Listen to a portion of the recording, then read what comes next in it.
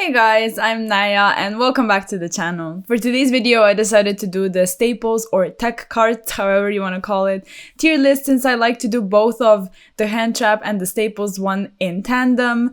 I think it makes the most sense and it's very entertaining to me, like actually doing these tier lists. I love it a lot and you seem to enjoy them and I like that a lot as well. So make sure to let me know in the comments what you think of today's tier list and which decks are you playing, which decks do you think are the better ones or a very just a bad tech in this format. And also subscribe, a lot of you are still not, and I would love for you to be part of this community. So we have a lot of tech cards. We have 45 if I'm not mistaken. I added a couple, so I don't want to spend too much time in this intro. We need to go ahead and get started. I'll also try to be brief when it comes to all of these cards. So for the first one, we have Mistaken Arrest, which is a new addition. And I think I'll put Mistaken Arrest at the top of decent. I think the card is really nice and I think it's very niche when it comes to which deck can actually utilize it well. So at that point, you might just use Droll, because it is going to be better for your personal deck. At least that's what I think. So I don't think it's better than top of decent or maybe bottom of good. But yeah, because of the niche implications, I don't think it should go higher. For the next one, we have Zuking Alpha. And I just want to quickly touch upon the fact that I really didn't view Zuking Alpha or Kaijus or those 1-for-1 exchanges as worth it.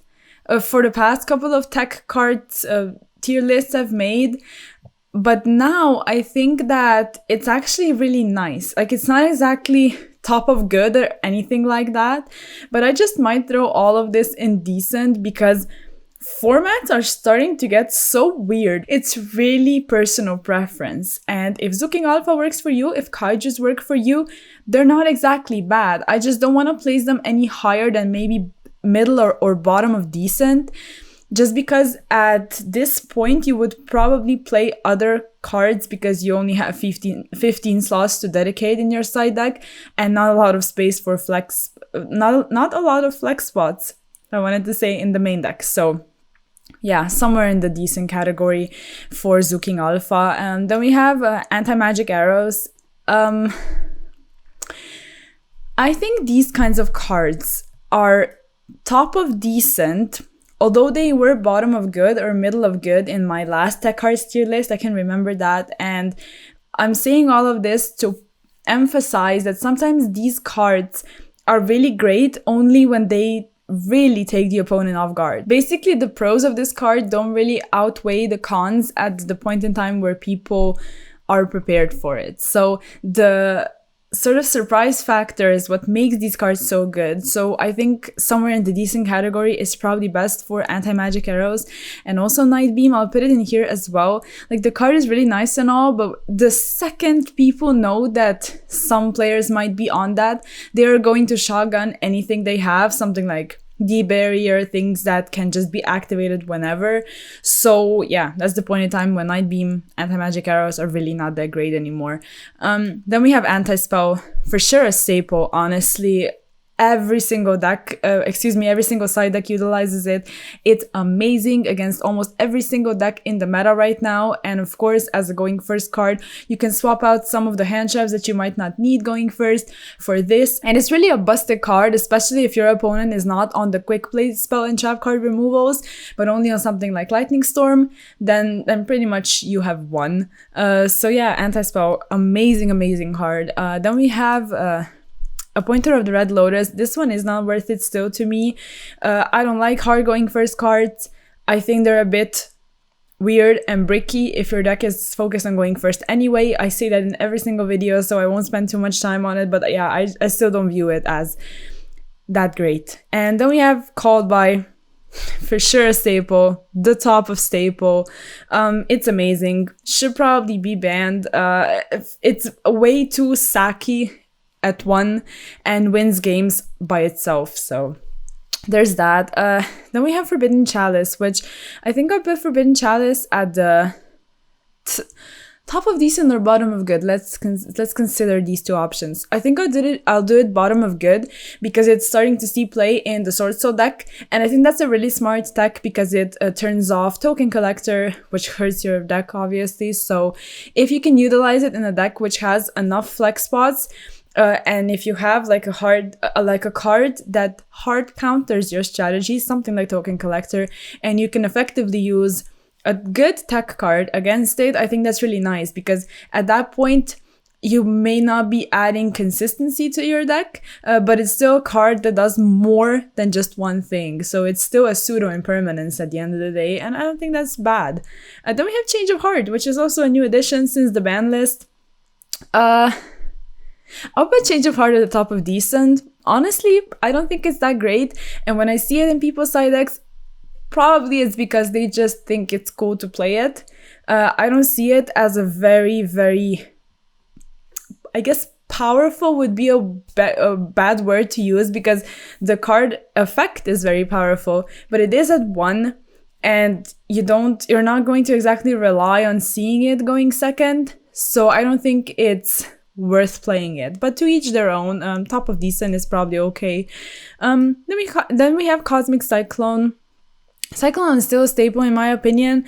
I like to put Cyclone and Twin Twister in staple all the time, just because both of these are personal preference, and also I guess it's very much dependent on which kind of meta you're playing. If you're going up against a lot of side locking strategies, then of course I would choose Cosmic Cyclone. But if you just want to pop 2 cards, and if the cost of Twin Twisters is not a problem for you, then I would choose Twin Twisters. So you can choose whatever you want. Maybe we could put Twin Twister above it, or actually it doesn't really matter. But yeah, I guess in tandem with that, I would also like to address Lightning Storm. And I think Lightning Storm is honestly a staple. Among all of these 3, I think you can decide for yourself. Usually people like to dedicate about 5 to 6 slots in their side decks to back row removal, which would be one of these 3 at 3, and then you have Red Reboot, maybe Harpies, and that's pretty much it. But if you're expecting to go up against Sword Soul, back row decks, Despia, then Lightning Storm is a really good choice, but you need to take into account that it doesn't play around anti-spell. So yeah, it's really up to every single person to decide for themselves, or maybe do a combination, or do like 3 Lightning Storm, 1 Twin Twister, or 2 Twin Twisters, or something like that. But yeah, all of this is still staple in my opinion. And then we have Crossout. And Crossout up it in good. I'm pretty sure at the last, on the last tech cards tier list, I put it in staple.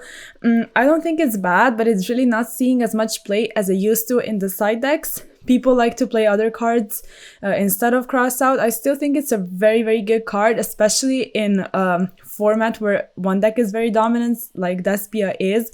So when you expect a lot of mirror matches, Crossout is not a bad tech, but yeah, I guess it's just not seeing that much play. So it's still good, but not exactly a staple.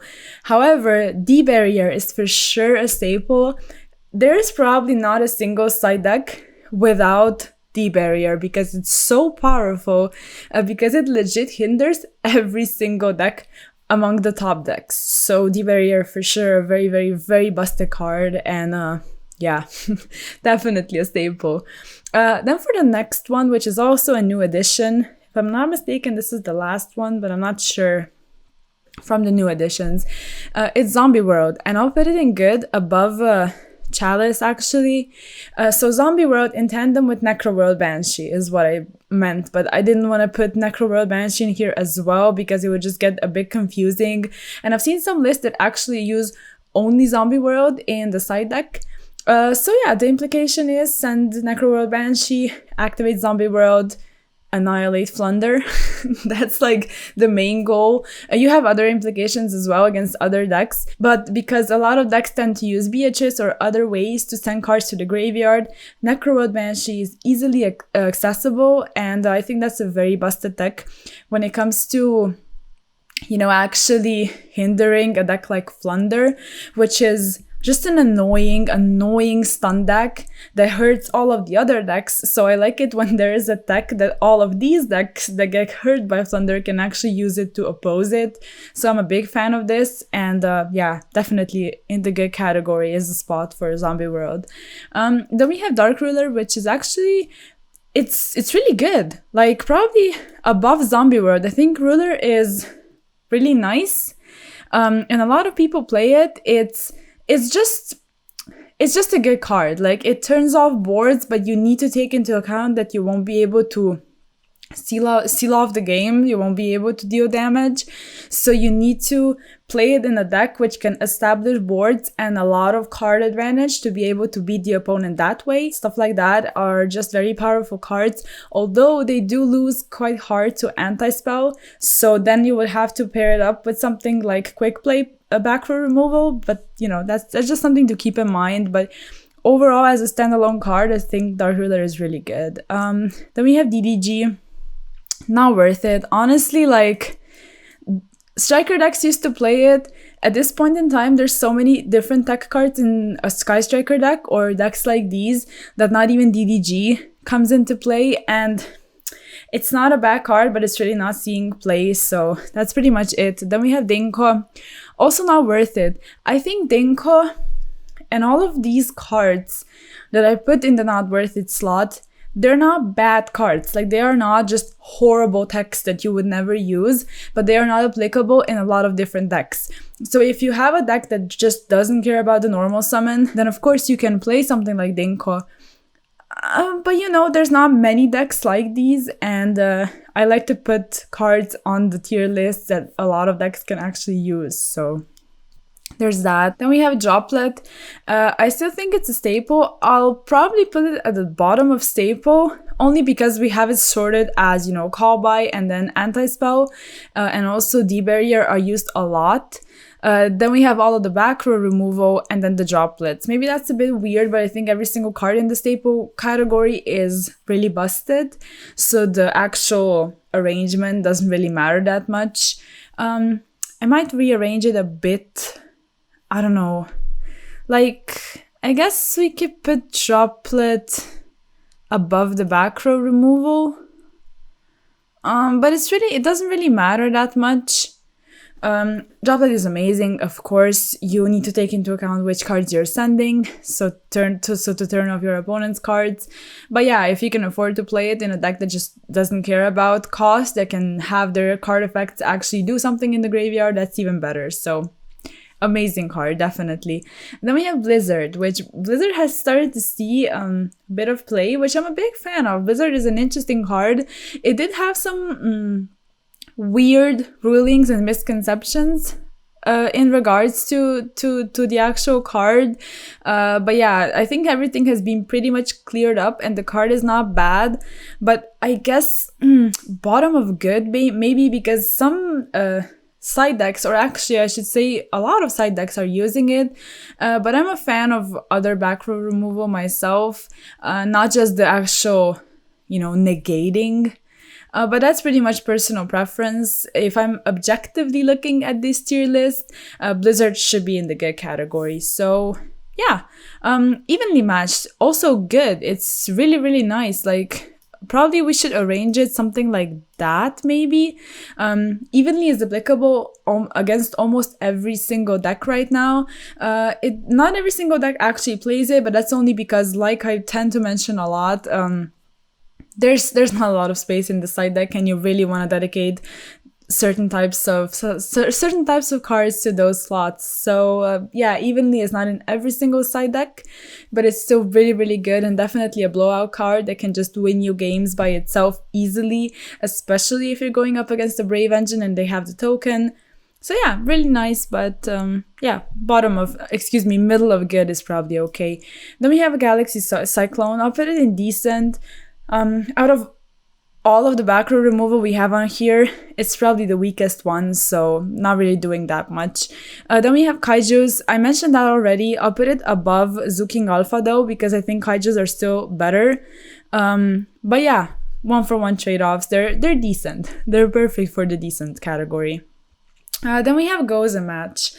Now with Gozen Rivalry and There Can Be, it's always kind of weird. So Gozen is not bad, but right now, something like Despia, which is the most dominant deck, can even run it if they want. So it's not doing that much. I'll probably put it at the, I don't know, bottom of decent. Like, it's honestly not that great. Yeah, maybe over here, because some decks are still hurt by it, but not a lot of them, honestly. And then in tandem with that, we can also take Rivalry, which Rivalry I think is better right now. Honestly, probably somewhere at the top of decent, just because it's not seeing play in other decks besides something like Eldritch. And yeah, like when there's not a lot of decks running a card, even though it's not bad, I still don't think it's better than the decent category. Then we have Harpies. That's pretty much a staple, honestly. Like for the most part, almost every single person is going to run one Harpies. It's free. It's just one slot in the side deck. And like I said, about 5 to 6 go for the back removal types of cards, and Harpies is a really nice card. Then we have IDP. Which is also decent. I guess we can like throw it at the bottom of decent, just because it can only be used in the back row strategies and there's not a lot of those. So yeah, not a bad card, but can't really be played right now. Then we have Solemn Judgment, which is also decent, but like, yeah, I guess somewhere in the middle. If you play Solemn Judgment, like, you can't really go wrong, but I genuinely don't think I'll see a lot of side decks actually dedicating 3 slots to Solemn Judgment, because there's better cards to play going first, which would be Anti-Spell, D-Barrier, stuff like that. So yeah, Judgment is not bad, but it's really not seeing play. Then we have Lava Golem, which I think is... Lava Golem is honestly quite good. Like, you get rid of 2 things, which I guess a Despia board does have 2 things sometimes. Sometimes it only has 1, and in the point where they summon Guardian Chimera, you had to have actually triggered it. So you need to have some cards to bait it out and waste if you want to use Lava Golem. That's why I think it's not that great, but I'll still put it somewhere in decent, because if a deck doesn't care about the normal summon and can effectively use Lava Golem, it's not a bad way to remove the opponent's disruptions. So yeah, then we have Magical Spring, which is also, it's not bad, but these cards are like, I guess I'll put it somewhere over here. It's great against the Scythe Lock, but it's way too niche, I think. Because if you want to side a card that deals with a very specific thing, I think you need to side 3 copies, and I also don't think you have enough space for that. So at that point, I would rather play Cyclone and deal with Scythe, but also other back row decks, you know, while I'm at it. So Magical Spring is not bad, but I don't think it's worth it. So yeah, somewhere in the decent category probably, if someone still wants to run it. Then we have Mind Control. So let's think about that. I still think Mind Control is not worth it, because it is a 1, and you have a lot of cards in the side deck anyway. You're not going to main it, probably, unless you're a hard-going second strategy. And if you're like deciding between Change of Heart and Mind Control, at that point, you're probably gonna choose Change of Heart. So there's that. We have Mystic Mine, which Mystic Mine is really good. I'll put it at the top of good. Actually, I'll put it at the top of good over here. Come on. Okay, so Mystic Mine is a very strong card right now.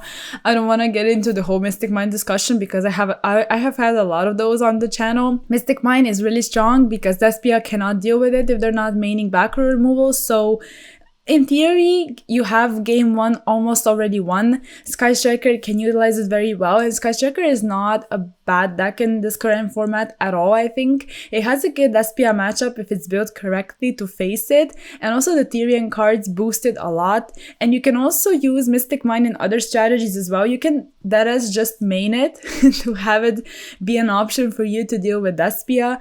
If you can utilize it well, like Joy-Tron decks, something like Virtual World. There's a lot of cool decks that can also use Mine, and I think that's a good way to deal with the format. So yeah, top of good.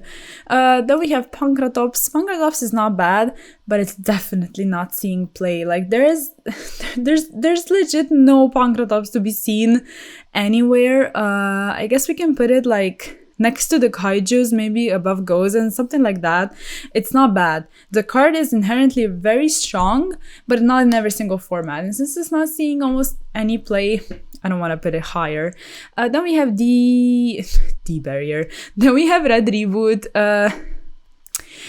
I'll put Red Reboot, I guess, top of good, below mine, because not every single deck runs it, but it's still a very busted card. So it's not exactly a staple, but it's really, really good. Then we have Raigeki, which Raigeki is not bad, but at that point I would rather play Lightning Storm since it's not exactly the most expensive staple.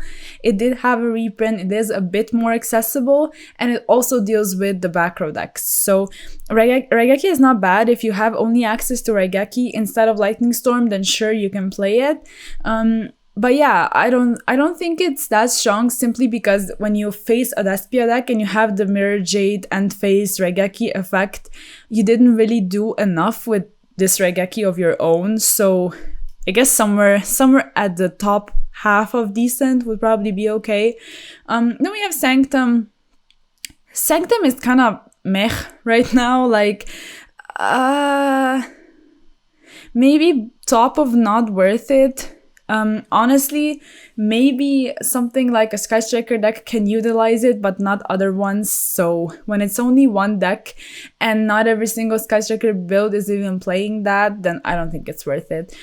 Also, Shared Ride, it's not bad. I guess I'll put it at the bottom of decent, somewhere over here, because it's really not seeing play. And the card itself is not bad, but you know, pretty much every single argument I have said about those cards goes for this one as well.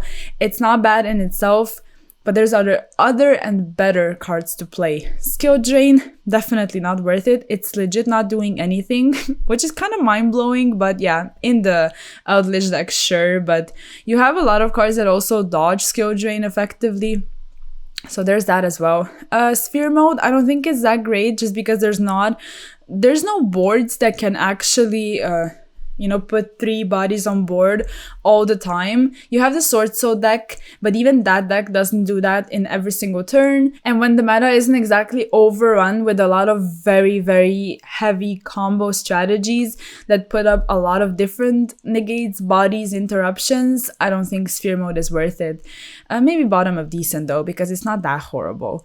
Then we have Solemn Strike, which is a hard-going first card. I don't like those. Judgment is way better. So somewhere down here in the not worth it slot. Summon Limit, also it's kind of bad. Like those kinds of floodgates, I don't really like, because they can be dealt with much more easily than some other ones. So somewhere down here in the not worth it slot. Yeah, I just throw everything down here. Maybe I should put Dinko a bit higher though. So I guess we can do it like this. Then we have Strike, we have Summon Limit, we have this, the Appointer. Alright, I think that's good. Then we have Super Poly, which is, it's really nice. I'll put it somewhere in good, not sure where though. Maybe, where do we put it? I guess above Blizzard. Let's do it like that. I think the card is busted, but I don't really see other strategies besides Despia actually playing it to use it against Despia. So if you're playing a Despia deck, then of course it's going to be very busted, but it's not exactly a go-to card for other strategies to side. So I think it's still very strong, but not exactly for every single deck. So somewhere down here I think is fine.